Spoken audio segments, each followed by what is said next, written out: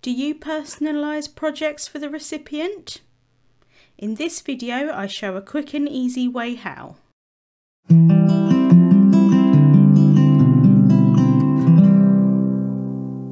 Hello there, Michelle Short here with Terrific Tags with Michelle. Today I have a tagging card to share with you, personalising them using alphabet dies. So let's get started. First of all, I'm taking the bubble wrap stencil. This is one of my favourite stencils. I really love the effect of the circles and it does really look like bubble wrap. I have a piece of watercolour paper here and I'm just adhering it down onto my stamping mat using satin masking tape. This isn't going to stick really well to the silicone mat, but it does just help move it slightly, and it's also going to help when I want to lift off the cardstock from the mat as well. I'm then taking some more of that satin masking tape and I'm using that to temporarily adhere that stencil down onto the mat. I'm then taking the embossing paste, and this is such a lovely embossing paste. It's really thick and fluffy. It reminds me of frosting. Definitely don't eat it. I don't think it'll probably taste that nice, but I really love it. And I'm going to use the mixed media palette knife set. I'm taking the second one there in the set. I'm taking some of the embossing paste on my knife and then I'm just adding that onto the panel. I'm adding the majority of it at the top and then kind of moving it down like you would if you were icing a cake. So I'm adding quite a bit of this to start with onto the panel. I want to make sure that I get a really nice coverage. I'm not a huge fan of textured embossing paste. I know that sounds a bit weird because you are essentially creating a texture. I quite like to have it quite smooth, so I'm just taking an extra plastic spatula here and I'm just going to go over the entire panel, and that's just going to smooth that out completely. If I didn't want it to be smooth, I could just continue with the palette knives and that would be really nice as well. It's just a completely different look.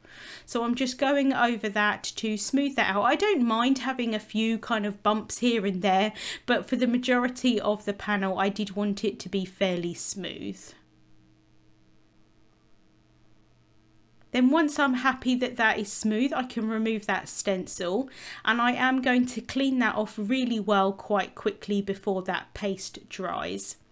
I'm then using that masking tape just to help me pick up the panel, and then I can remove the other piece there, and then I'm just going to set that panel aside to dry.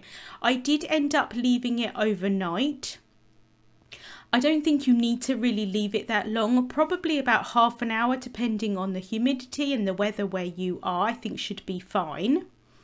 I'm then taking the Terrific Tags die and I'm going to place that on my panel and stick that down with some low tack tape. I'm just making sure that the circles of the bubble wrap pattern are kind of going to be centered as much as possible inside of that tag. I'm then going to run that through my die cutting machine. The Altenew embossing paste is really quite flexible and so it doesn't crack or crumble or anything when die cut, which is absolutely amazing. So I've got really nice smooth outside edges to that. I'm then going to take some small ink blending tools and I'm going to add some ink blending over the top of this tag. I'm starting off with the Forest Glades crisp dye ink at the top of the tag. I thought it'd be quite nice to go from a dark blue into an aqua and then green at the top. And what's really great about this paste is that where there's no paste, the ink is going to absorb into the cardstock, and where there is paste there is going to be some ink going over the top. It does dye it slightly, but it's going to be lighter, and I personally really liked that look. It kind of brings out the embossing paste a little bit more. So I'm then going to go in with the darkest shade, which is the Sapphire, and I'm going to add that towards the bottom of the tag. You can blend these inks on top of the embossing paste. They do blend really quite nicely.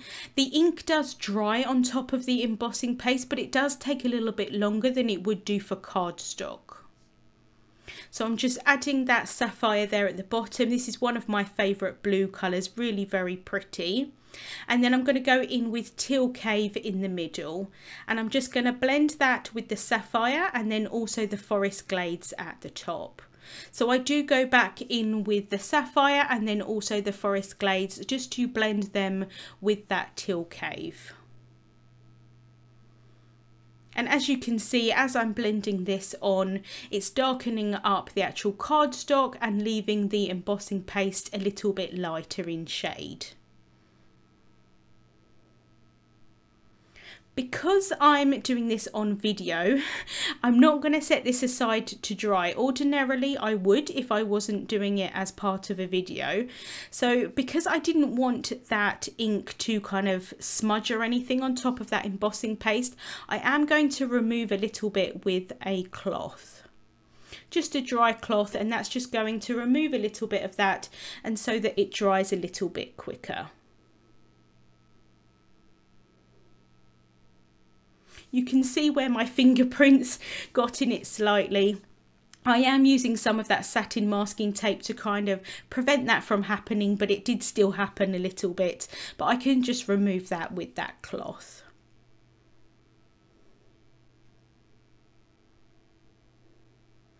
So then I want to add another tag onto the back of this one. If you've watched any of my videos before, you know that I love to do this. It just makes it so that the back of the tag is nice and finished as well. So I just cut that from some classic Crest £110 solar white cardstock, and that's just going to give the tag some stability as well. I'm then taking the Mighty Alphabet die set. This is one of my favourite alphabet sets. I really love the tall kind of skinny font of these letters. I'm going to take the initials that say M and S. This is going to be for my brother. I'm going to personalise it for him. He does happen to have the same initials that I do. I'm then going to add some double-sided adhesive sheet onto the back of some more white cardstock, and this is going to be so that the letters have already got adhesive on the back of them, and it's just going to make them like a sticker rather than me having to add dabs of glue onto the back. So I'm going to place those letters there onto the cardstock, and then I'm going to run that through my die cutting machine. So I'm just going to cut this piece down just so that I don't waste that other side of the cardstock, and I am actually going to use that afterwards. I am going to cut these alphabet letters 3 times from each of the letter so that I can stack those one on top of each other, and it's going to create kind of like a chipboard dimensional piece. So once I've run that through the die cutting machine, I'm then just going to remove those dies. And they did stick inside of the negative, which is really helpful because I find when stacking up die cuts on top of each other, it's quite nice to have one still left in the negative. So I'm just going to stack these up so that they end up being 3 high for each letter, and it's really helpful with that adhesive sheet on the back. They can just stick on top of each other really easily. So what is great is that this not only is going to personalize my project for the recipient, it's also going to create the focal point for my project as well, so you kind of get like a 2-for-1. Once I've stacked those on top of each other, I'm just going to use that bone folder just to make sure that they're all stuck down really well together. I'm then taking the sentiment from the Sentiment Strips 3 set. This just says happy birthday, and I'm going to stamp that down onto some black cardstock. I'm just going to prep the cardstock with an anti-static powder tool to then remove any of the excess powder with a brush and stamp that down with embossing ink. I'm then going to apply some pure white crisp embossing powder, and then I'm going to heat set that. Once it's completely heat set and melted, I'm then going to cool that down and then cut that down into a strip. So what do you think about personalizing projects? Do you do it very often? I'll be honest, I don't do it that often, but I do think it's really nice for the recipient to have something that's personalized. I think it shows that you've really taken that extra kind of time and effort to make something just for them. So I'm going to place my letters down onto the tag. I'm just placing them really lightly to start with. I want to make sure that they're pretty much centered on that tag towards the bottom, but centered width-wise. Once I'm happy with their placement, I'm then going to use a bone folder just again to really push those down, make sure that they stick really nicely to that embossing paste. I've then got my sentiment that I cut into a strip, and I'm just going to place that towards the bottom of the tag. I wanted to make sure that you can see the letters in their entirety, so it's going to make sense for the recipient of what it actually means. So I'm then just going to take some tiny little pieces of instant dimension foam tape, cut those down and place those in between where the letters are. I find that this foam tape is about the same thickness as 3 layers of cardstock. I can just remove the backings of those, and I also added a little bit of glue tape onto the pieces that are going to overlap those letters. And then I can just use the tweezers there just to help me out placing that down onto the tag. So like I said, those letters now do become the focal point of the tag, and the embossing paste becomes the background, which I think looks really pretty. I've then added some twine through the top of the tag and tied in a bow, and that's the tag as it is, but I know that not everyone loves creating standalone tags, so I'm going to show how I would add it onto a card.